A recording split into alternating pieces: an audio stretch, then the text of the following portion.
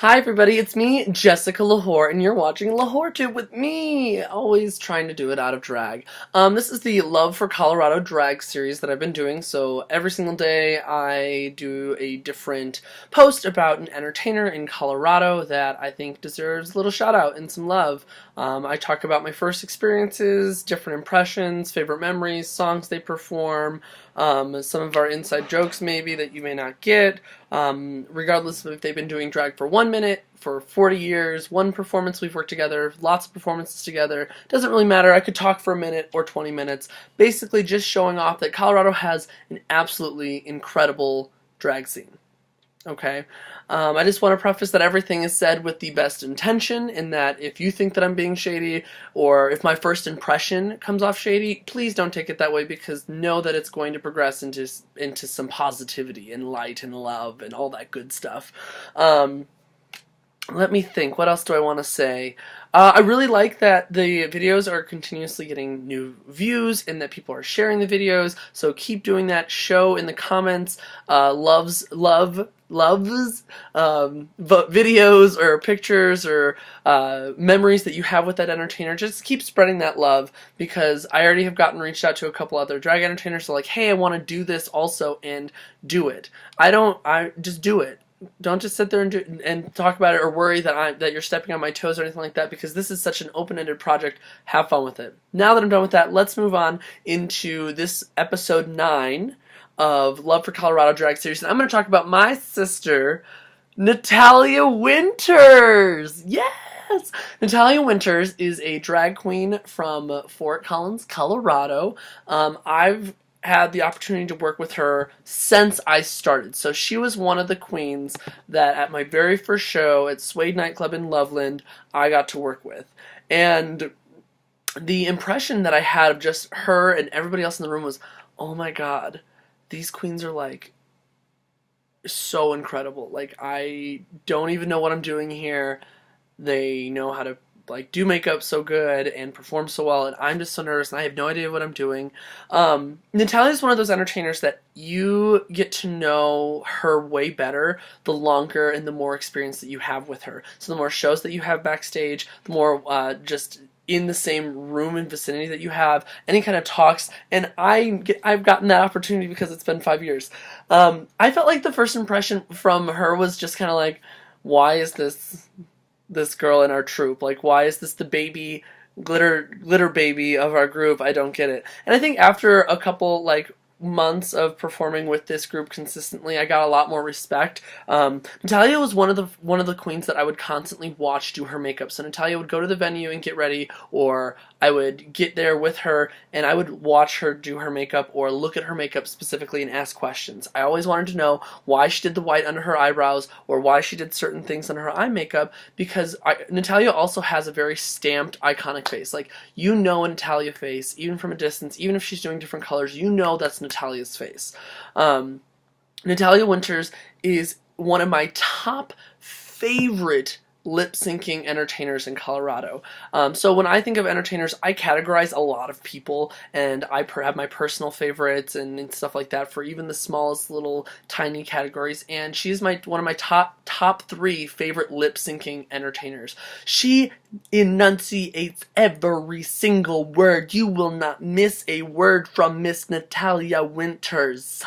No, you won't. And I think that I love that about her. I'm trying to, things are going to be always randomly said in this, there's no specific order to it. So, I love that. Natalia's one of my top favorite lip sync queens. She's also one of my top 5 body queens. So, somebody that knows the right curve, the way that she pads, the way that she corsets, or that she uses her spacers in between. She has that perfect hourglass, curvy, you could rest a Coke on her ass kind of body. So, she's definitely in that category as well. We've had a lot of chances to work together over the years, and one of my favorite memories, goes way back. So when I was just a couple weeks old performing, or a couple months old performing with these girls, I remember before the show I was like, oh my gosh, Natalia, I tried to do makeup like yours, and the look on her face was, oh. And I could see it, and I was like, no, no, no, no. Like, I didn't try to do makeup like yours, because obviously my makeup looks fucking busted, because it did look really busted. But I was like, I did white under my eyebrows. That's what I meant. And she was like, oh yeah, good job. And then would like walk away. And I was like, great, I just made a fool of myself because I compared my face and whatever I did to her, and I look like a fucking mess. So that's one of my first favorite memories. My second favorite memory is that me and Natalia would always have the shadiest the shadiest and the best conversations in like freezers in venues. So we performed at a venue that was always really, really hot. And there have been a couple other venues with freezers, but we would always go in there to cool off, and then we'd end up start talking just like random shit about somebody in the show, or just like about or like Cristal or something like that. We would just sit there and talk shit and have a good time until we had to go perform, or when we had to go and change and get ready. Another one of my favorite memories with Natalia is I've never smoked marijuana. If I had smoked it, I don't even remember it prior to that. Natalia's a huge pothead, so during the show, before the second set, we were during intermission, I think. She was out back outside of the venue, and she was smoking, and I was just with her hanging out, and she's like, "Do you want to smoke?" I was like, "No, no, I don't even know how I would perform. Like, it would probably, I don't smoke pot. I don't even know what to do. I barely can do it if I get drunk. I have to be careful." Anyway, she convinced me to smoke a little bit of pot before my second number, and oh my gosh, you know when you're just standing in front of a stage, and in your head you feel like you're dancing and you're like slaying the gig and lip syncing in your head, but there's a video or somebody asks you why you just stayed at the front of the stage and lip synced and like did this like jellyfish thing. That is literally what I did because Natalia got me high. Ever. That was the first time I ever got high before a show or before a performance, and it was apparently really funny, and I just had no idea that was a thing. So that's another favorite memory with Natalia. I feel like we've gotten to go on. We've had so many adventures. She's a good Judy of mine that I can text. She's somebody that we have so many group chats with other people that we just all talk freely. And one thing that I like about Natalia, and you'll hear this, is that she's a real bitch. And I mean that like real, not like a real bitch, but like a real girl, like queen. She's a real bitch. Like, she will tell you exactly what's up. She'll just block you off Facebook. She'll unfriend you. She doesn't want to put up with crap. If she doesn't like you, she's not going to be extra friendly to you and everything like that. She's very real, but she's also so personable and so much fun, and one of the shadiest queens I know too, because she is good at throwing shade with her sisters. I liked Natalia a lot because you know what to expect when she goes out to perform. She lip syncs the house down. She does a lot of throwback songs that you wouldn't expect people like her to know. She's always like head to toe put together. The look always makes sense. The outfit always makes sense. Her hair is always ready to go. She refuses to go out looking like a mess, which goes to my favorite memory number 3 or 4. I don't remember where I was on now. There was one day that we all got, one of the shows that we all as a cast member got really, really drunk, and Natalia was reapplying her lipstick for her second number, and she turned and looked at me and was like, "Do my lips look okay?" And she had literally drawn this like Ronald McDonald like ring around her lips, and I was like, "No, girl." And she's like, "Why?" And then she looked around and she was like, "Oh," and it was just a mess. So that was really funny. My next memory is the first time I ever saw Natalia Wynters lose her wig. Ever in 5 years of knowing her, performing with her, and working with her, never has she had a wig slip or anything like that. And the thing is, she did it to Rihanna's "Bitch Better Have My Money."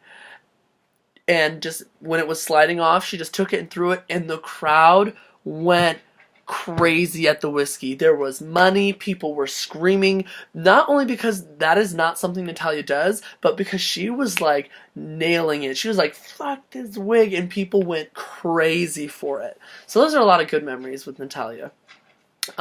We've gotten to travel all over. We travel, not all over, we travel to Wyoming a lot.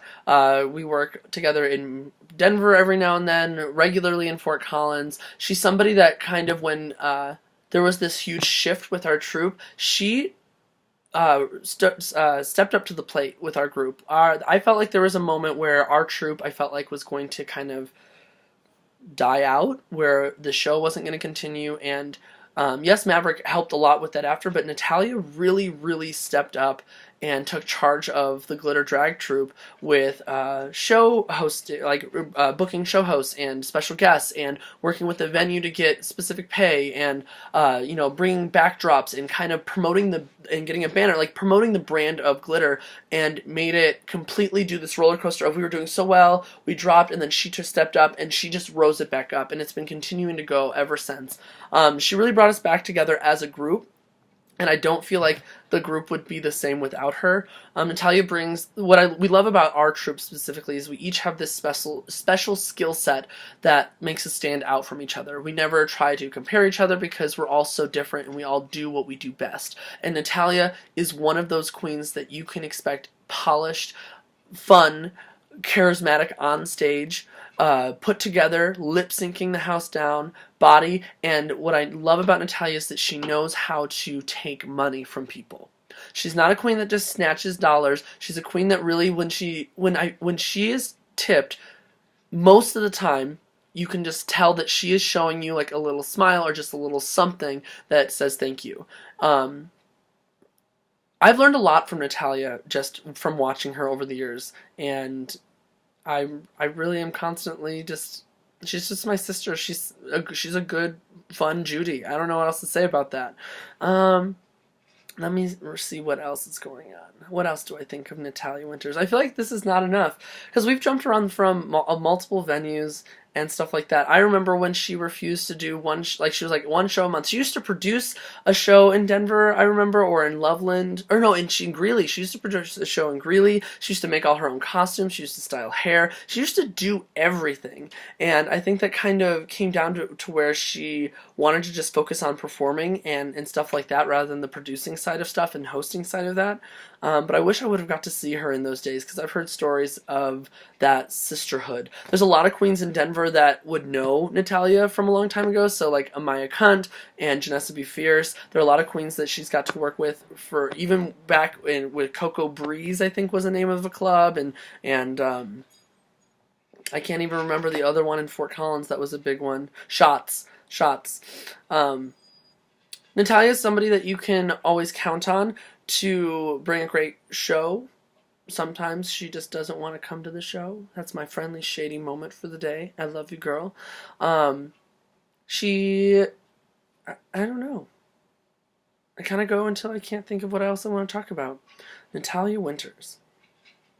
Talked about her outfits, talked about her performance, talked about some of my favorite memories. She was one of the first queens that ever helped me get into drag and like learn about being better in my craft. She's constantly doing organization, like fundraiser stuff in Denver, or she'll do stuff for the Colorado State University drag show and giving back there.